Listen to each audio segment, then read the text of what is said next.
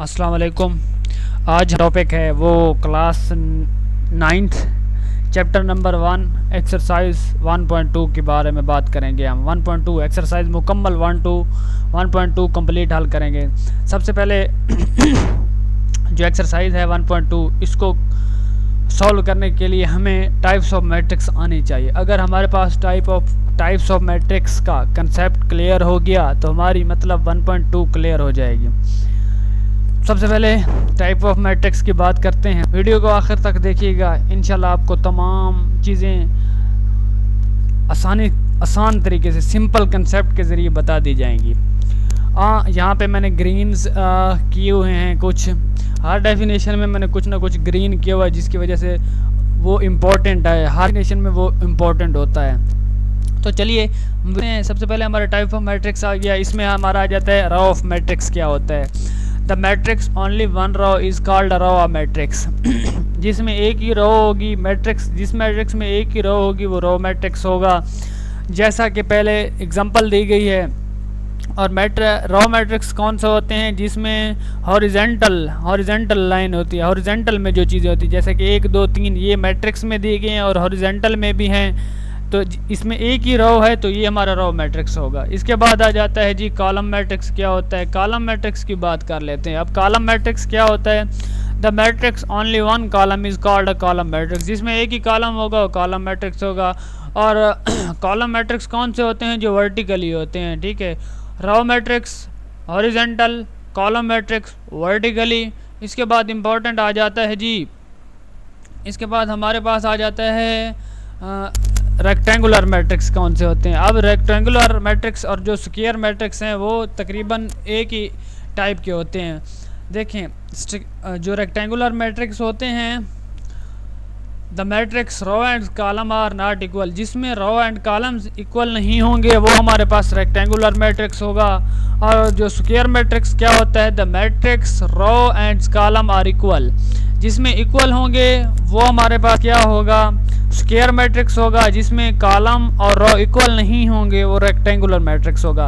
अब देखें, the matrix row and column are not equal, जैसे कि एग्जांपल दी गई है। एग्जांपल में कहता है कि इसमें देखें 1 रो है 2 कॉलम्स हैं, तो ये इक्वल नहीं हो गया ना, इनका ऑर्डर इक्वल ना हुआ। मतलब ये 1/2 का है ना, तो ऑर्डर भी इक्वल होने चाहिए। मतलब 2 कॉलम्स हैं 2 रोज होंगी तो वो स्क्वायर मैट्रिक्स होगा, अगर नहीं होंगी तो वो रेक्टेंगुलर मैट्रिक्स होगा। मतलब तो वो स्क्वायर मैट्रिक्स कहलाएगा। वो कौन सा मैट्रिक्स कहलाएगा? स्क्वायर। जैसा कि अब दिखाया गया है कि एग्जांपल में ये है कि देखें इसमें अब कितने कॉलम्स और कितनी रोज हैं। इसमें 2 कॉलम्स हैं 2 रोज हैं, ये इक्वल हो गए, मतलब इसका ऑर्डर भी इक्वल हो गया, तो वो क्या कहलाएंगे? स्क्वायर मैट्रिक्स कहलाएंगे। इसके बाद आ जाता है 0 और नल मैट्रिक्स की बात कर लेते हैं।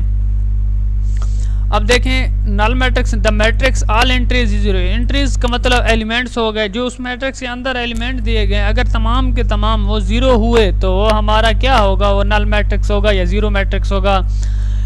अब तकरीबन हमने जितनी भी डेफिनेशन पढ़ी हैं मुझे उम्मीद है आपको समझ आ गई होगी। अब इसके बाद हमारा आ जाता है 6ठे नंबर पे आ जाता है कौन सा? ट्रांसपोज मैट्रिक्स कौन सा होता है। अब ट्रांसपोज मैट्रिक्स इंपॉर्टेंट भी है, ये 2 नंबर का क्वेश्चन आ सकता है या इसकी एक MCQs आ सकता है पेपर में, शॉर्ट क्वेश्चन भी 2 नंबर का आ सकता है। इसमें क्या कहता है? इसकी डेफिनेशन देख लें।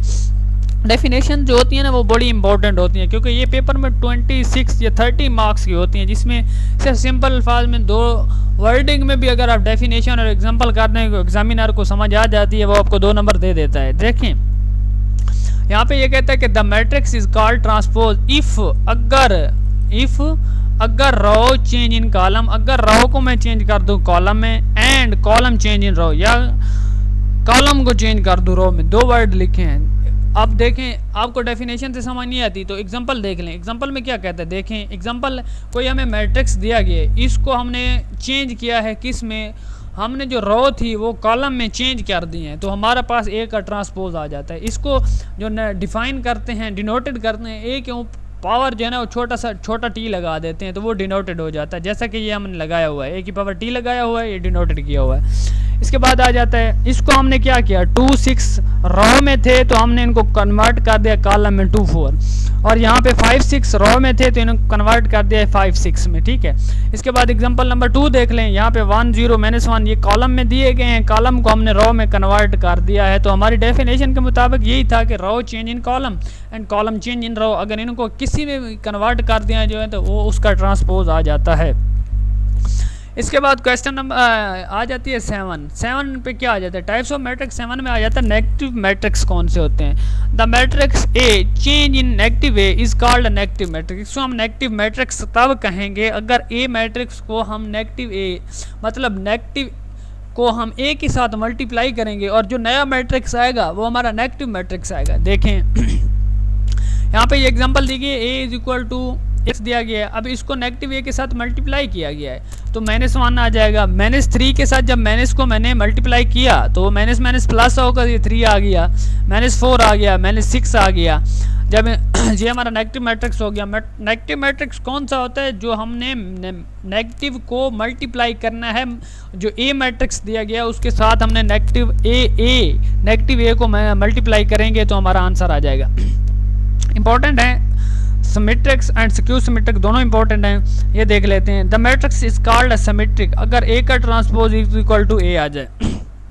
एग्जांपल देखते हैं, देखें एग्जांपल एक दिया गया है ए, ठीक है, ए दिया गया है, इसका हमने लिया ट्रांसपोज और जो ट्रांसपोज क्या था, कॉलम रो को हमने कॉलम में कन्वर्ट कर दिया है। जैसे 1 2 3 था, 1 2 3 इसको हमने इस तरह इस शेप में कॉलम में लिख दिया, ये हमने कॉलम में लिख दिया, ये देखें, ये 1 लिखा, ये 2 लिखा और ये 3 लिखा, ठीक है। इसके बाद 2 -1 4 2 -1 4 आ गया, फिर कॉलम को हमने रो को हमने कॉलम में चेंज कर दिया। अब इसको और इसको देखें तो इनकी जो एंट्रीज हैं वो सेम है। अगर एंट्रीज सेम है तो उसका मतलब हुआ कि ए का ट्रांसपोज इज इक्वल टू ए है, तो वो हमारा कौन सा होगा, वो सिमेट्रिक मैट्रिक्स होगा। इसके बाद आ जाता है स्क्यू सिमेट्रिक मैट्रिक्स कौन सा होता है। The matrix is called skew symmetric अगर ए का ट्रांसपोज इक्वल हुआ -a के तो वो कौन सा कहलाएगा, स्क्यू सिमेट्रिक्स कहलाएगा। अब देखें, सबसे पहले हमारे पास ए दिया गया है, ये एक मैट्रिक्स दिया गया है, ठीक है। अब इसको हमने इसका ट्रांसपोज लिया, इसका ट्रांसपोज नेगेटिव में आ गया, फिर इस ए को हमने नेगेटिव ए के साथ मल्टीप्लाई किया तो हमारे पास ये आंसर आ गया। अब इसको देखें और इसको देखें, अगर ये सेम आ गए तो ये हमारे पास स्क्यू सिमेट्रिक। मुझे आपको समझ आएगी, पहले कौन सा ए मैट्रिक्स दिया गया है उसका ट्रांसपोज ले लें, फिर उस ए को नेगेटिव ए के साथ मल्टीप्लाई कर दें तो हमारे पास जो आंसर आएगा वो ये आएगा। अब ये न्यू आंसर आया जब मल्टीप्लाई किया 1 से को, ये कॉलम, ये मैट्रिक्स और ये मैट्रिक्स देखें तो ये सेम है। देखें इसकी एंट्री 0 है, पहली इसकी भी 0 है, इसकी -2 -3 है, इसकी भी -2 -3 है, ये 2 0 -1 है, ये भी 2 0 -1 है, ये 3 1 0 है 3 1 0, ये सेम आ गए तो ये हमारा कौन सा मैट्रिक्स होगा, स्क्यू सिमेट्रिक मैट्रिक्स होगा। अब बात आ जाती है डायगोनल मैट्रिक्स की। डायगोनल मैट्रिक्स कौन से होते हैं। डायगोनल मैट्रिक्स सिंपल अल्फाज में मैं बताऊं, जैसे कि एग्जांपल दी गई है कि एक नॉन जीरो होना चाहिए डायगोनल में। डायगोनल वतर मतलब उसके जो स्केलर वाली एंट्रीज हैं, ये जैसा कि 1 2 3, ये जो एंट्री है ना, इन एक ना एक नॉन जीरो होनी चाहिए। एग्जांपल में अगर सारी भी मतलब एक न कम से कम मैक्सिमम एक नॉन जीरो ज्यादा आ गई है तो वो भी डायगोनल होगा। मतलब आगे एग्जांपल दूसरी देखें, यहाँ पे एक एग्जांपल जो है एक नॉन जीरो है, डायगोनल एंट्री एक नॉन जीरो है, मतलब एक जो एलिमेंट है वो जीरो ना हो तो वो हमारा डायगोनल मैट्रिक्स कहलाएगा। इसमें अगर मैं यहाँ पे 1 लिख देता हूँ, अब यहाँ पे अगर मैं 1 लिख देता हूँ तो ये तब भी डायगोनल ही होगा, ठीक है, ये तब भी डायगोनल होगा। यहाँ पे और लिख देता हूँ, ये तब भी डायगोनल, क्योंकि हमें वो कहता है मैक्सिमम एक जो है वो नॉन जीरो होना चाहिए, जैसा कि ये 4 आ गया। इसके बाद आ जाए scalar matrix. The matrix which diagonal element same, जो डायगोनल एलिमेंट्स हैं जैसे कि 3 और 3 ये सेम होने चाहिए, डायगोनल एलिमेंट सेम होने, जैसे के ये भी सेम है, तो ये डायगोनल एलिमेंट्स जो हैं वो सेम होने चाहिए। अगर डायगोनल एलिमेंट सेम नहीं हुए तो वो स्केलर मैट्रिक्स नहीं होगा। इसके बाद आता है आइडेंटिटी मैट्रिक्स आ जाता है, मल्टीप्लाई आइडेंटिटी मैट्रिक्स आ जाता है। The diagonal matrix which scalar matrix and diagonal element is 1। इसका मतलब डेफिनेशन का ये हुआ कि डायगोनल एलिमेंट और स्केलर मैट्रिक्स जो हैं, डायगोनल भी हो स्केलर भी हो और वन होना चाहिए। जो डायगोनल एलिमेंट है या जो स्केलर एलिमेंट है ना वो 1 होना चाहिए। जैसा कि एग्जांपल से क्लियर हो चुका है, इसमें डायगोनल 1 1 है तो, और डायगोनल 1 1 अगर के लेता हूँ तो वो आइडेंटिटी मैट्रिक्स नहीं बचेगा। आइडेंटिटी मैट्रिक्स में डायगोनल एलिमेंट भी 1 1 होंगे और स्केलर मैट्रिक्स भी 1 1 होंगे। जैसा कि ये स्केलर हो गया, इधर के था, यहाँ पे देखिए ये 1 1 आ गया, ये 1 1 होगा तो ये डायगोनल होगा। इसके बाद स्टार्ट कर रहे हैं एक्सरसाइज 1.2। अगर आपके ऊपर वाले कंसेप्ट क्लियर हो गए हो, अगर दोबारा आपके कंसेप्ट क्लियर नहीं है तो दोबारा वीडियो को देखें या डेफिनेशंस को टोटल ऊपर रीड अप कर लेना, तो उम्मीद है आपको समझ आ जाएगी। इसके बाद एक्सरसाइज तो हलवा है, हलवा ऐसे हलवा है बस। ये देखें क्वेश्चन नंबर 1 में कहता है following the matrix identity matrix बताएं, रॉ मैट्रिक्स होने चाहिए, कॉलम मैट्रिक्स कौन सा है एंड शनाख्त करके दें हमें। अब ये क्या है, ये हमने यहाँ पे ऊपर डेफिनेशन में हम पढ़ के आ चुके हैं कि हमारे पास जो नल है या ज़ीरो मैट्रिक्स कौन से होते हैं, जिसमें तमाम के तमाम एलिमेंट्स ज़ीरो होंगे तो वो हमारा नल और zero matrix all entries is zero. अगर ये ज़ीरो होंगी तो वो नल मैट्रिक्स होगा। जैसा कि एक्सरसाइज में हमारा पहला कौन सा होगा, A is a null matrix, ये हमने बता दिया। अब दूसरा कौन सा है, बी क्या आएगा, बी। अब देख लें कि सामने नज़र आ रहा है कि बी क्या है, बी हमारे पास होगा, बी को देखें बी क्या आता है, बी जो है हमारे पास ये आ जाएगा रॉ मैट्रिक्स। और ये सी क्या होगा, ये कॉलम मैट्रिक्स है क्योंकि ये वर्टिकली लिखे गए हैं तो ये कॉलम मैट्रिक्स आ जाएगा। इसके बाद ये डी देख लें, डी में हमें ये बता रहा है डायगोनल की बात कर रहा है, डी डायगोनल आ जाएगा। इसके बाद ये ई क्या आएगा, इसमें तमाम एलिमेंट ज़ीरो हैं तो ये हमारे पास नल और ज़ीरो आ जाएगा। इसके बाद एफ़ देख लें, एफ़ ले फिर ये एफ़ और सी जो है ये सेम है, इसको देख लें तो ये हमारे पास कौन सा हो जाएगा, ये फिर कॉलम मैट्रिक्स हो जाएगा।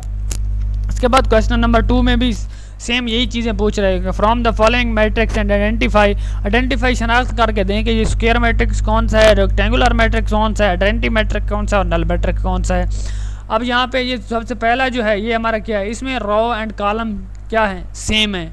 और हमने डेफिनेशन में एक, ये किसकी डेफिनेशन है, ये स्क्वायर मैट्रिक्स की डेफिनेशन है तो ये सेम है, तो इसका आंसर भी जो है स्क्वायर मैट्रिक्स होगा क्योंकि इसमें रॉ एंड कॉलम सेम है। जिसमें रॉ एंड कॉलम सेम होगी वो स्क्वायर मैट्रिक्स होगा। अब ये देख लें, ये भी इसमें रॉ मैट्रिक्स भी सेम है, रॉ एंड कॉलम सेम है, ये स्क्वायर मैट्रिक्स भी हो सकता है। और कौन सा है, हो सकता है आइडेंटिटी मैट्रिक्स में हमने ये बात की थी कि ये जो हमारे पास जो डायगोनल एंट्रीज़ हैं ये 1 1 होनी चाहिए। ये हमारे पास आइडेंटिटी भी हो सकता है और कौन सा हो सकता है, स्क्वायर मैट्रिक्स भी हो सकता है। अब ये भी आ गया, ये भी स्क्वायर भी हो सकता है, आइडेंटिटी भी हो सकता है, लेकिन हम इसको ज़्यादा प्रेफर क्यों करते हैं कि ये ज़ीरो मैट्रिक्स, क्योंकि इसकी तमाम एंट्रीज ज़ीरो हैं। अगला ये कॉलम मैट्रिक्स भी हो सकता है और रेक्टेंगुलर मैट्रिक्स भी हो सकता है क्योंकि इसकी जो है रो एंड कॉलम्स जो हैं वो सेम नहीं हैं। इसके बाद थर्ड क्वेश्चन आ जाता है, from the following matrix diagonal scalar. अब डायगोनल और स्केलर की बात करनी है। डायगोनल हमने क्या कहा था, डायगोनल में हमने कहा था कि एक नॉन जीरो होना चाहिए। जो वत्तर के अरकान है, जो डायगोनल एलिमेंट्स हैं ना, डायगोनल एलिमेंट्स कौन से होते हैं, डायगोनल एलिमेंट्स ये 0 और 1 है। मतलब इस तरतीब के जो एलिमेंट्स हैं ना वो उनमें से एक ना नॉन जीरो होना चाहिए। तो एक नॉन जीरो भी है और अगर वो दोनों सेम आ जाएं, जैसा कि ये सेम आ गए 4 और 4, अगर 1 1 होता तो ये आइडेंटिटी मैट्रिक्स, अगर 1 1 नहीं है ये सेम है, ये डायगोनल एंट्रीज जो हैं ये सेम है, 4 और 4 हैं, तो इसको हम स्केलर मैट्रिक्स कहेंगे। और जो सिंपल क्वेश्चन है इसकी और जुज़े हैं वो भी इसी तरह हैं। क्वेश्चन नंबर 4 में क्या कहता है, फाइंड नेगेटिव मैट्रिक्स हमने मालूम करना है। अब नेगेटिव मैट्रिक्स कौन से होते हैं, हमारे पास जो मैट्रिक्स दिया गया होगा ना उसको हमने नेगेटिव के साथ मल्टीप्लाई करना है, हमारा आंसर आ जाएगा। जैसा कि इस एग्जांपल में है, इसको हमने नेगेटिव ए के साथ इधर मल्टीप्लाई किया हुआ है तो -1 हो जाएगा, माइनस अंदर मल्टीप्लाई की 0 के साथ पॉजिटिव हो जाता है। और यहाँ पे 1 1 ये माइनस का था तो माइनस अंदर मल्टीप्लाई की, माइनस माइनस प्लस हो गया तो ये प्लस का। डी को क्या करता है, ये डी है, डी के साथ हमने क्या किया, माइनस को मल्टीप्लाई किया है। यहाँ पे ये देखें साइन भी लगे हुए हैं, माइनस आंसर भी लिख दिए हैं। माइनस के साथ डी को माइनस के साथ अप्लाई किया तो -3 आ जाएगा। माइनस था 1 तो वही 1 प्लस का हो गया और 2 माइनस का हो गया और 1 माइनस का आ जाएगा। इस तरह ये सेम है। क्वेश्चन नंबर 5 आ जाता है कि find the transpose of each of the following matrix. ये मैंने आपको पहले भी कहा है कि 2 नंबर का क्वेश्चन आ सकता है, लेकिन इसका कंसेप्ट सिंपल ही है कि रो को कॉलम में चेंज कर दें या कॉलम को रो में चेंज कर दें, हमारा जो है आंसर आ जाता है। यहाँ पे ये देखें मैंने कुछ क्वेश्चन सॉल्व किए, कुछ आप खुद कर लें। जैसा कि ये जुज़ दी गई है कि ए दिया गया है, ए में है 0 1 -2, ये कॉलम्स में दिया गया है, तो इसका ट्रांसपोज क्या आएगा, इसको रो में चेंज कर दिया है, रो में चेंज करने का 0 1 -2 आ गया है। इस तरह बी दिया गया है, बी किस में दिया गया है, बी रो में दिया गया है, इसको कॉलम में चेंज कर दिया, इसका ट्रांसपोज आ जाएगा। सिंपल वर्डिंग है, सिंपल। यहाँ पे ये देख ले, एफ जो जूज है उसमें 1 2 3 4 है, ये रो को हमने, ये जो रो दी गई है ना 1 2 3 4, इसको हमने क्या है कॉलम में, रो जो थी ना उनको कॉलम में चेंज कर दिया है। ठीक है, ये आंसर आ जाता है। क्वेश्चन नंबर 6 जो इंपॉर्टेंट क्वेश्चन है उसमें आ जाता है वेरीफाई दैट ए इफ़ अगर ए इज इक्वल टू 0 1 0 2 है और इसको पहली चीज़ है कि ए के ट्रांसपोज का ट्रांसपोज जो है वो ए के इक्वल है।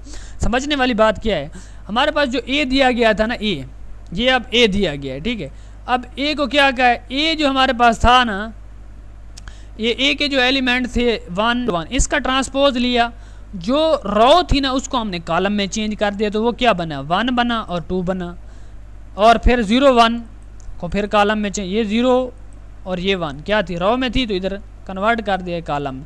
फिर इसका ये जो दिया गया है, इसका दोबारा ट्रांसपोज लिया है, इसका दोबारा जब हमने ट्रांसपोज लिया है ना, इसका दोबारा ट्रांसपोज लिया है, तो अब देखें ट्रांसपोज का ट्रांसपोज लिया है, तो ये 1 0 था, इसको हमने कॉलम में कन्वर्ट कर दिया, 1 0 आ गया, 2 था, 2 1 किस में था, रो में था, तो इसको भी कॉलम में चेंज कर दिया।